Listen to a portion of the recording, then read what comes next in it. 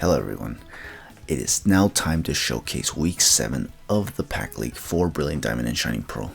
This is going to be the final week of the season, and if you're wondering if we actually make the playoffs for this, we actually do. Like, whether I win or lose this match, we both actually end up making the playoffs, so the outcome of this match is mostly going to determine who I face in the playoffs, basically.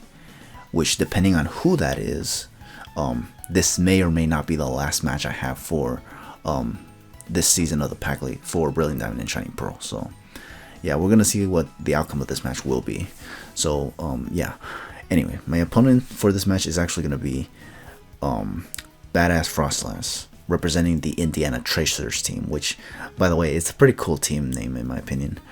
But yeah, so yeah, the team that he has right here, it's pretty scary. Once again, he has a Kingdra, which only tells me this was designed to kind of handle my Rain Core in a way. Like, as soon as I set up Rain with Pelipper, he takes advantage of the Rain by going for Swift Swim. Thankfully, my team wasn't actually built around that Rain Core, so him bringing this was for naught in a way. But he does have a Magnezone, and that Magnezone can be scary. The Venomoth is probably the thing that's going to be the most scariest thing on his team if it has the right coverage moves. And Ditto as well, naturally. You all know that I've always hated Ditto just because of the fact that that thing always just scouts your sets every single time and just gives data to your opponent every single time. It's almost like cheating, in my opinion. In my opinion, of course. I'm not saying my opponent cheats. It's just that that's my opinion, that Ditto's kind of a cheaty Pokemon, in my opinion. But yeah. Anyway, so here I'm just waiting for what my opponent wants to do. He's taking his time, of course, because even though we're both in playoffs, I think he just wants to have a decent win-loss record, because he's 5-1 right now, and I'm actually 4-2. So, but I'd rather not go into the playoffs 4-3. You know, we all want to get as many wins as possible here. So anyway, he is gonna lead off with the Kingdra, which is interesting. I'm gonna lead off with Garchomp though, because looking at his team, I feel like I can actually punch a lot of holes in his team if the matchup is not ideal. Now here I stay in and just go for the Dragon Claw. Now this was at the time something of a risky play, because at the time I thought I had the Habenberry on this, and like if this thing was Scarfed and I went for Outrage, I was thinking, yeah, I could take it, but turns out that I actually had the Roselli Berry on this thing, so this was risky actually. But at the time I didn't think of it. At the time I thought I had the Habenberry on this thing. So once again, me just being silly at times and whatnot. But the play was still maintained, obviously, that I would go for Dragon Claw. And thankfully he stayed in, and thankfully he wasn't Scarfed. And obviously we take out the Kingdra.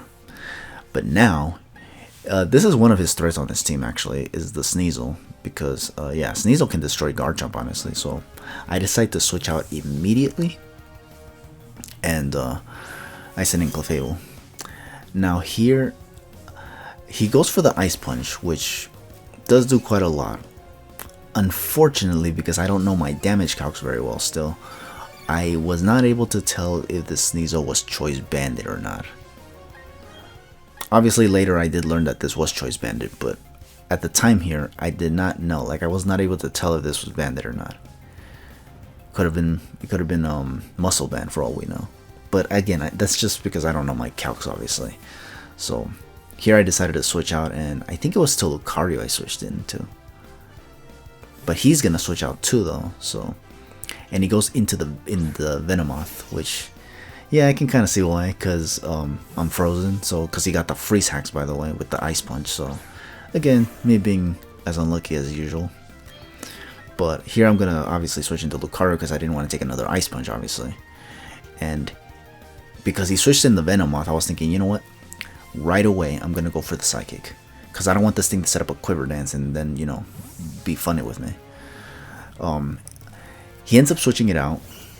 Thankfully, he switches it to something that can actually take a lot of damage with this Psychic, and it's the Vileplume, which, yeah, thanks to the Expert build, that does a lot of damage, which means I can definitely finish this thing off, or just, you know, like force him to switch around and just take unnecessary damage. I think he ends up staying here actually at the end of the day, because I guess he realizes that this Vileplume can't really do much because he doesn't have switch-ins to Lucario in a way.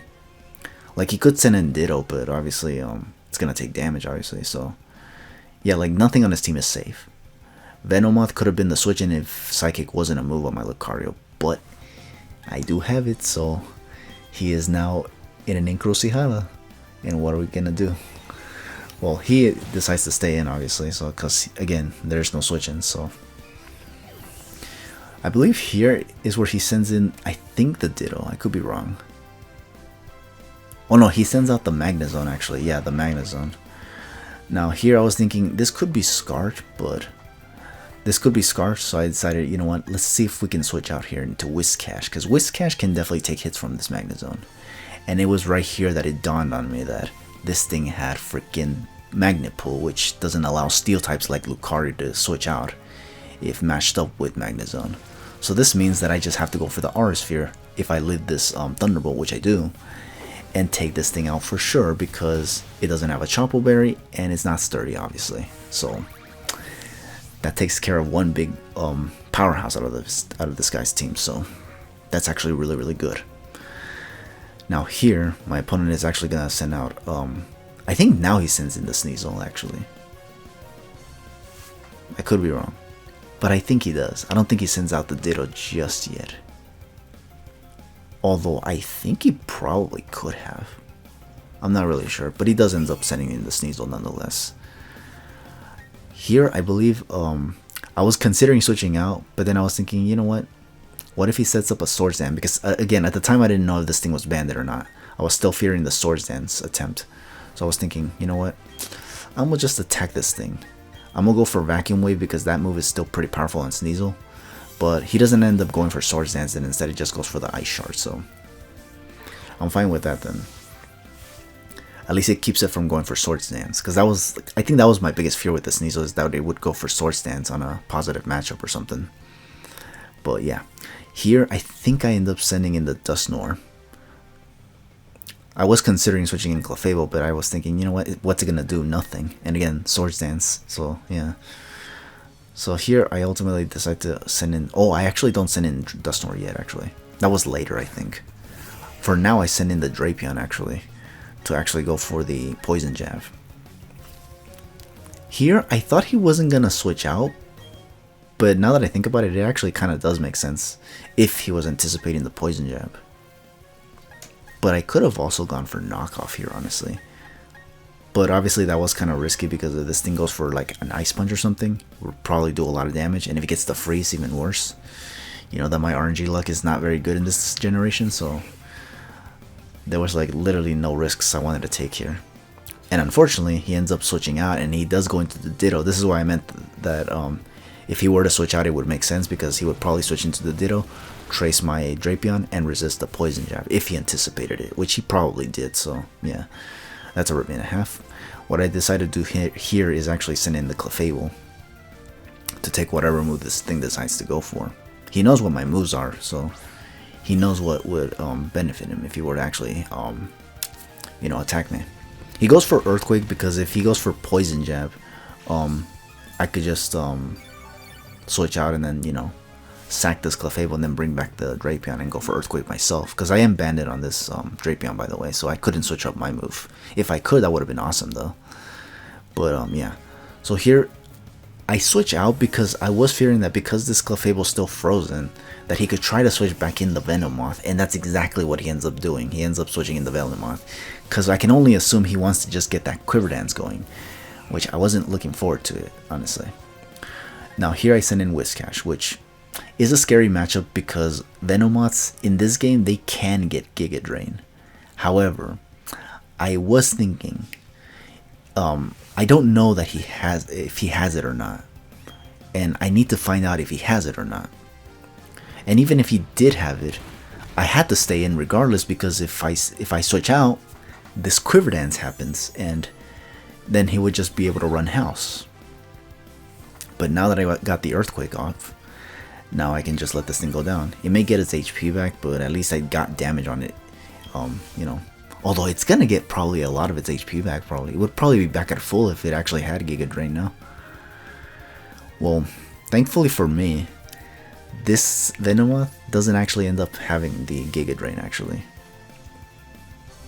I don't know what his moveset was. Actually, yeah, I don't remember it. I'll get into it later, but Yeah, no, he doesn't have it, so that's probably why this guy's thinking about it right now. Like, because he's probably wondering, I probably could have had Giga Drain on this thing, but he didn't. He went for the Bug Buzz, and that I actually was able to take it even at +1. So here, go for another Earthquake, and this Venomoth is gone. So Crisis averted. That for me was the biggest threat on this team, because that thing had Bug Buzz for literally everything on my team, Sludge Wave for Clefable, and Giga Drain for this this Whiscash. Like, that thing could have handled my entire team possibly, if you know, if it got going basically.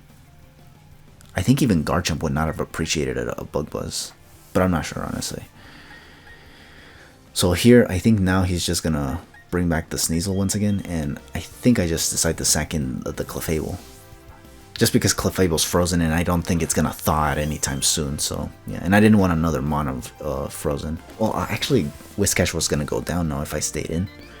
But Clefable was still disposable, because he was literally not gonna do anything. So, yeah. Here, I'm just gonna now send in Dusknoir. Now I actually bring it out, because, you know, I thought I brought it out earlier, but it wasn't actually the case. It was Drapion at first. But here is where I bring out Dusknoir. Now, the reason why I bring out Dusknoir on a Sneasel is because I do have the Brick Break on this, and I do have the Colbert Berry on the off chance it goes for Throat Chop. So here, I try to go for the Brick Break. And I was thinking, will he stay in and just go for the Throat Chop? Because that's basically the plan, that it goes for Throat Chop and I just take it out. However, unfortunately, I think he saw that coming, basically. He saw the Brick Break coming here. So because of that, he ends up going into the Ditto, which will trace my Dusknoir, and now I don't get to hit it with anything. Or at least I don't get to hit it with Brick Break, because, you know, Ghost type and whatnot. However, that's not going to stop me from, like, trying to attack this thing. So what I go for here is the Shadow Snake, I believe. And if he switches back into the Sneasel, then I just switch it up to Brick Break. Once again, what's he going to do? Throat Chop me? I got the Colbert Berry for that. Like, this man has no way out. So, yeah, now we're just waiting to see what he wants to do. I think right now he's basically thinking, what can I do? I think he wanted to see if he could schmix me in a way. Like, maybe have me go for Shadow Snake and stay in or something. Or maybe switch in Sneasel and take the Shadow Snake. There was literally nothing he could really do here, honestly. He could try to 50-50 me, but I don't think it would really lead to much.